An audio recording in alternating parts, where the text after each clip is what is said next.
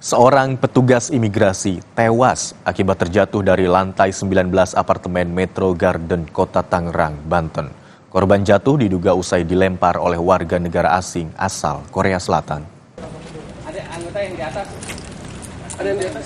Jenazah korban yang merupakan petugas imigrasi langsung dibawa ke Rumah Sakit Kramat Jati, Jakarta Timur untuk diotopsi.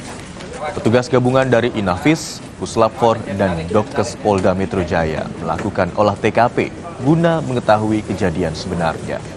Sejumlah barang bukti telah disita dan beberapa saksi diperiksa polisi.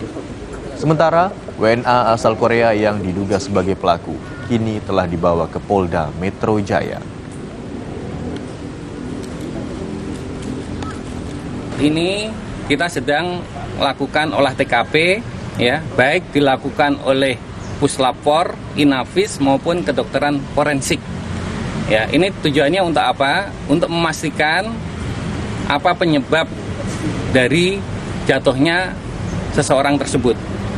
Kemudian kita juga sudah ada beberapa saksi yang kita saat ini kita bawa ke Polda 1 orang dan di Polsek ada 5 orang.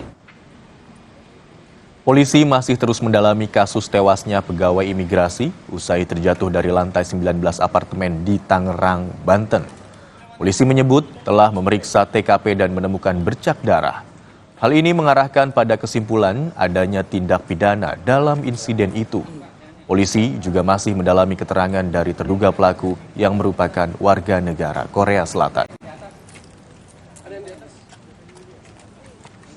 Ternyata setelah diadakan olah TKP memang ditemukan bercak-bercak darah, tanda-tanda yang lain yang mengarah terjadinya tindak pidana awal. Tapi sampai saat ini masih kita dalami.